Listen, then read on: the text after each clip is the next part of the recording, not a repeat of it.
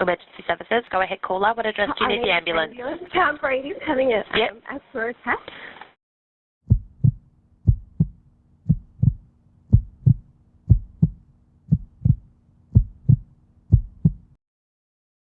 I met Craig at what you could describe as one of Geelong's classiest establishments, a nightclub called Home House. Craig's first words to me were, "Will you marry me?" And I naturally said yes, although this was at about probably 2 a.m. I remember we just got chatting that evening and we did share a bit of a kiss and exchanged numbers. And look, sure, I thought he was a nice guy, but I do remember thinking, I'm not sure if I want to actually catch up with him again. But he consistently called me and we got to know a little bit more about each other. I just kept thinking, I don't know, like we're so different from one another. So he was a guy that was really into like motorbikes, surfing, skydiving, and I was just kind of a girl that, you know, liked having a glass of champagne with my friends and reading books. So we just got along really, really well, and I think those early encounters were just full of like fun times, good times, going out for meals, sharing a lot of seafood together and just getting to know each other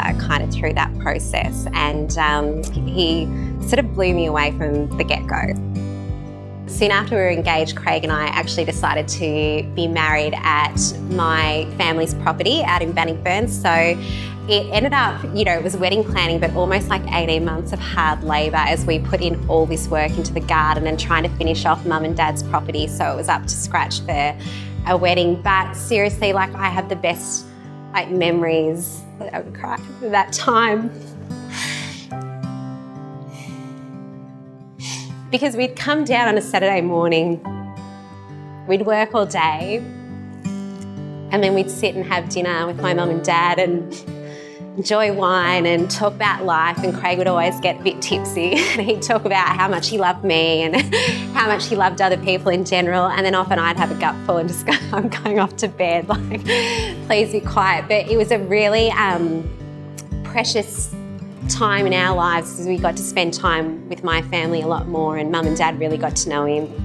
Yeah, so a couple of years after we were married, I think Craig and I just came up with the idea that, yeah, we'd like to have a baby. And when Heidi finally did arrive, I just kind of remember Craig was the first one to hold her, and I don't know, just the way like he looked at her from the very moment that he first met her was just something that was so special and so beautiful. I think even for me, it was a really beautiful time for us because I think I've sort of started to understand, well, yeah, this is what life is all about, that together you create this family and you become this family unit. And we were very content it being the three of us. He was such a beautiful father and incredibly effortless. Like I feel like for Craig, being a dad was not a job or it was a chore or anything like that. He was just, you know, so rapt to finally be a dad, and he spoiled Heidi rotten. They'd often go camping, just the two of them, which I think would have been such a special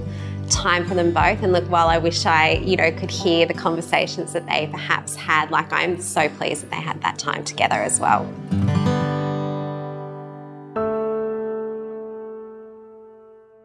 At 2:30 in the morning, Craig would wake me from the deepest sleep, and all I remember is he kind of bashed through the door and I immediately sat upright and he was just looking at me saying, I can't breathe, I can't breathe. So naturally you go straight to kind of into panic and sort of shock mode. I picked up my phone and I followed him down. Craig had sort of positioned himself over our toilet and, you know, he had one arm against our wall and one arm against our shower, I guess trying to get some kind of breath into his lungs. So the operator, you know, is starting to, I guess, ask me a few questions about what kind of condition he's in, and I'm saying he's not breathing, he's bright red, and I guess, yeah, at some point she says to me, have you noticed any change in the colour of his face? And when I've looked up at Craig, I could just see his face had gone this blue kind of colour and his eyes had started to roll, and then next minute he kind of collapsed. The operator says to me, you're going to have to start doing compressions. You know, there's 30 compressions that you'll have to do and then we'll take it from there. So I started, working on Craig, and she's saying to me 1, 2, 3, 4, 1, 2, 3, 4, and I'm just pleading with her, saying when is help going to come? I never heard any sirens, I never saw any lights, but the next minute this man walks into the bathroom and sort of says I'm here to help, and I just remember this immense kind of relief. At that point, all sorts of thoughts are going through your head, where you're thinking, well, has he died? Have I lost him? Or if he hasn't died, I know he hasn't been breathing for a very long time, and what does that mean for us?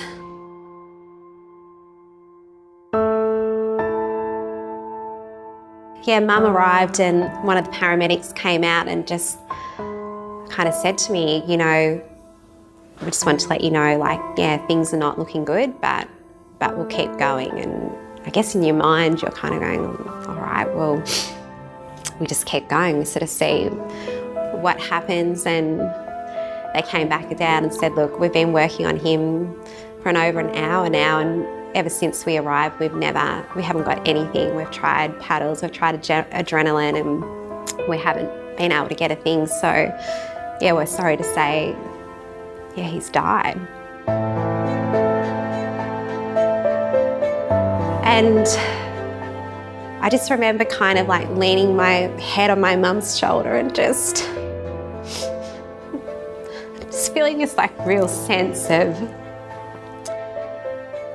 defeat. I wasn't screaming, I wasn't sobbing even. It's just, I just felt so defeated.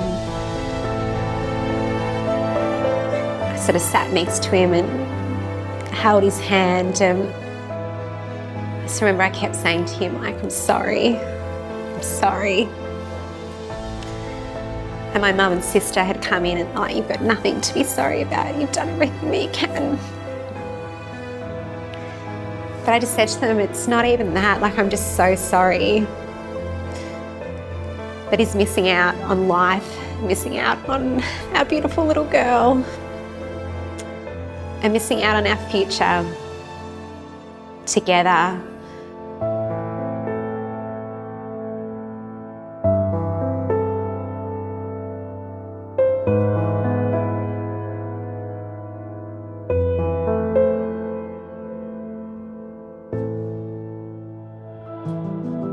I think coming out of that experience, all you can feel is complete loss straight away. And, I'd gone from being a wife and a mother to a widow and a single mother. I had lost, my husband, the father of my child, my best friend, my supporter and number one backer. And, even things I'd lost my home, I lost my financial security, and experiencing a death like that really knocks your confidence. So I think I'd lost a lot of confidence, I'd lost a lot of trust in the world, and I guess, I started to wonder who I was, and I didn't know who I was going to end up being. When I think about Craig, he was just so full of love, for his mates, for his family, for me, for Heidi, and he was never afraid to express that at all. And I really loved that about him, in a world where often, men don't want to express their emotions or feelings. Craig certainly told everyone in his life that he loved them, and there was never any doubt about that. I'd often listen to him in a conversation with a friend on the phone, and he'd always hang up love you mate, and even towards me, he'd always be telling other friends how much he loved me. So it was always so obvious. But I'd also say he was fiercely loyal as well, and if you were kind of in his corner, he did everything to, back you 100%. And I know for me, I just felt like he supported me, and he was able to instill a beautiful confidence in me as well. And I'd often say that I could go home to Craig and say, look, I want to become the Prime Minister of Australia tomorrow, and he'd just be like, yep, sign me up 100%, you can do whatever you want to do. So yeah, he was certainly an amazing supporter and a very loyal person. in those initial phases and still now, it is confusing, it's scary, it's overwhelming. And I think where I became really frustrated with grief was that there didn't seem to be any sort of manual or something out there to tell you how you did your grief properly. And yeah, I did. I actually found that incredibly frustrating. And sometimes I feel like with grief too, just as you begin to feel like you're perhaps moving forward and you're making some kind of progress, something minor or something major can trigger you right back to the very beginning again, where you feel like you're in this deep, dark hole of grief.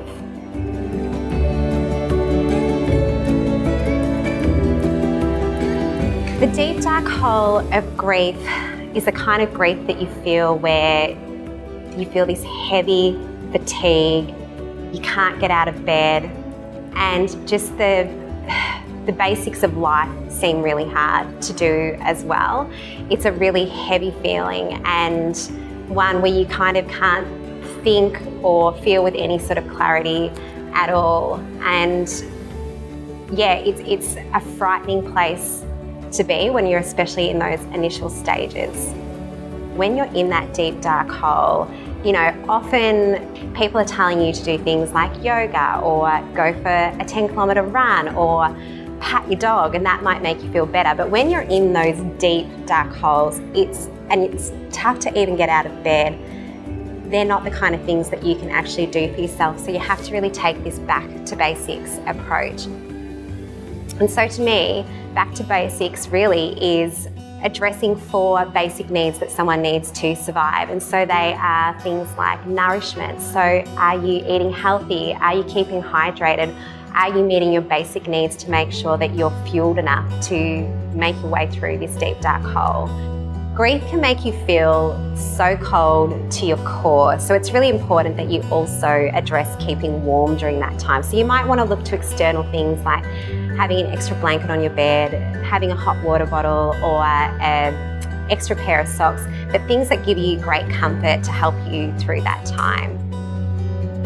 Grieving can be so taxing mentally and physically, so it's really important to rest. Now, rest can be as simple as cancelling an appointment, postponing a catch-up with a friend, but just whatever you need to do to make sure that you're giving your body and your mind the space to rest when it needs.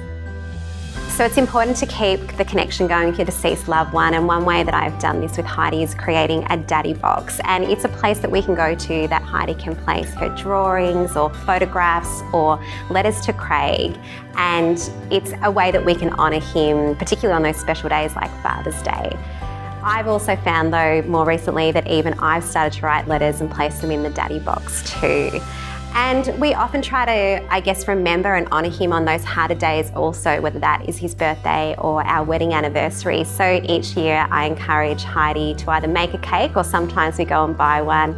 And you know, Craig and I were lovers of seafood, so often on our wedding anniversary I'll still treat myself to a dozen oysters and some prawns, and yeah, just try and remember him in those harder moments.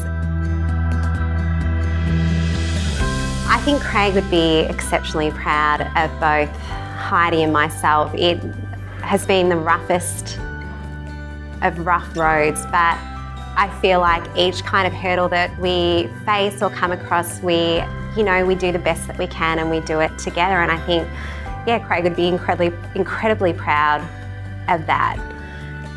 And I know deep down, all he would want for Heidi and all he would want for me is just to be happy and to, be getting the best out of life that we can. Look, I think at times it can be hard to find gratitude in grief because you feel like the worst thing has happened to you, and so how can you be grateful for life or what is happening around you? But as time has gone on, I've actually found the opposite. I have found a lot of gratitude within my grief. But perhaps it was the nature of Craig's death and how quickly it happened, but I've seen right before my very eyes how quickly life can be taken away from you. So I think there's a part of me that is simply grateful to be alive. Look, now don't get me wrong, life is incredibly challenging and hard, and Craig's death stripped me right back to nothing. But in that, you know, I'm grateful that I've had the opportunity to rebuild myself into the type of person that I want to be, and that is a person that is far more connected, someone that is far more present than they ever have been. And so I'm incredibly grateful to simply be here, because I know there's one person that would give anything to be alive.